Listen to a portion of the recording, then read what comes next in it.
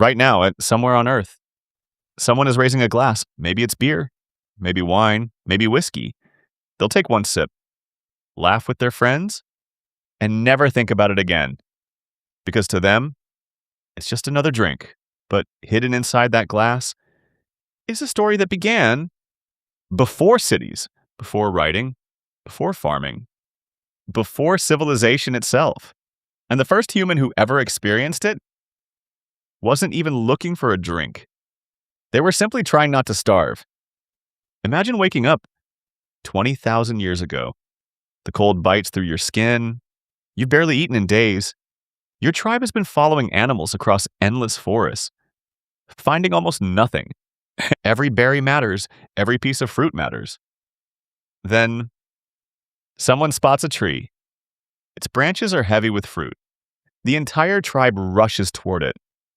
Until the oldest hunter suddenly raises his hand, everyone stops.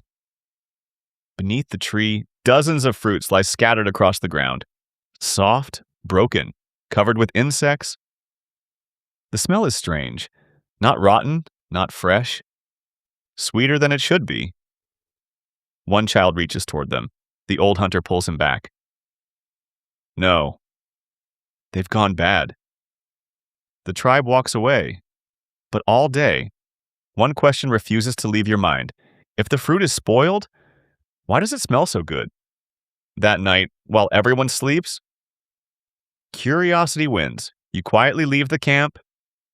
The moon lights the forest. The fruit is exactly where it was. You pick one up. It feels soft, almost warm. Its skin bursts in your hand. You hesitate, then take one bite. Nothing. Another. Still nothing. You eat a few more, and then begin walking back. Halfway to camp, something changes. The fear you've carried for days begins fading.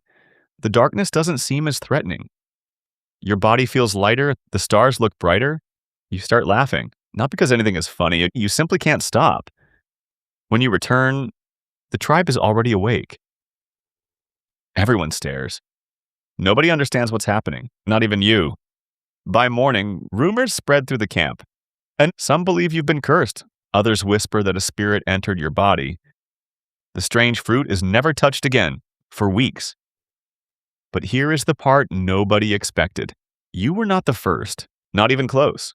In 2014, a biologist named Robert Dudley proposed something that sounded almost ridiculous. He called it the Drunken monkey hypothesis. His argument was simple. Millions of years before humans existed, our primate ancestors were already searching for ripe fruit. And ripe fruit often contained tiny amounts of naturally fermented alcohol. Not enough to make them collapse. Just enough to change how it smelled.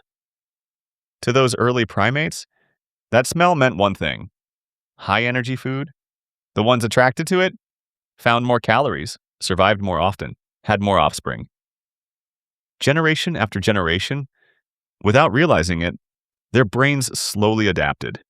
Which means your interest in alcohol today may have begun 10 million years ago in a rainforest with a primate looking for lunch. But finding fermented fruit by accident is one thing. Making it on purpose is something completely different. And the answer to who did it first was buried beneath a cave floor now for over 13,000 years. In northern Israel, archaeologists were excavating a place called Rakafet Cave. Stone tools, animal bones, fire pits, everything you would expect. Then they noticed something strange. Large stone holes, carved directly into the cave floor. Too deep to be bowls, too smooth to be accidents. Scientists looked closer. Tiny grains of ancient residue still clung to the stone. Wild wheat, wild barley, crushed, soaked, fermented. Beer. 13,000 years old. But here's the part that shocked every archaeologist in the room. This was not a celebration. This was not a feast. The evidence showed these stone vessels were used during burial ceremonies. For the dead. The first alcohol humans ever deliberately made was not poured into a cup. It was poured over the bones of their ancestors. To honor them, to reach them, to close the distance between the living and whatever came next. Think about that for a second. The very first drink was an offering, and it was not the last time alcohol and the dead would be connected. Ancient Egyptians buried their pharaohs with beer. Ancient Indians believed a fermented drink called soma connected them directly to the gods.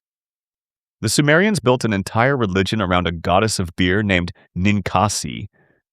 Across thousands of years, thousands of miles apart, every civilization arrived at the same conclusion.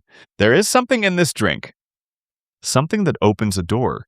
Something that makes the distance between you and everything beyond you feel smaller. But here's the question nobody thought to ask. If the first alcohol was made by hunter-gatherers, people who had no farms, no villages, no reason to stay in one place, why did they bother? Collecting wild grain was exhausting. Crushing it, soaking it, waiting for it to ferment, all that effort, for something you didn't need to survive. Why? About 1,000 years later, in what is now southeastern Turkey, something impossible appeared. Massive stone pillars rose from the ground. Some weighed over 10 tons, each one carved, moved, and carefully arranged by people with no metal tools, no cities, no kingdoms. Today we call the place Göbekli Tepe. And for decades, nobody could explain why hunter-gatherers would stop everything just to build this. Then archaeologists found enormous stone troughs, large enough to prepare drinks for hundreds of people. Inside, traces of fermented grain. And suddenly, those giant pillars looked completely different. Maybe people didn't gather because civilization already existed. Maybe gathering created civilization. Think about what alcohol actually does. It lowers the wall between strangers. It makes unfamiliar faces feel familiar. It makes people who have no shared history feel like they belong to the same tribe. For early humans building the first large settlements, this was not entertainment. This was survival technology. A tool for building trust between people who had no other reason to trust each other. And it worked so well that humans were willing to abandon 300,000 years of movement to stay in one place and grow the grain to make it. So the next time you raise a glass with someone, remember that the gesture is older than writing, older than cities, older than the wheel. The first humans who ever made alcohol poured it over the bones of people they loved and hoped, somehow it reached them. You're still doing the same thing, just with different gods and a better recipe. This has been Mind Archive.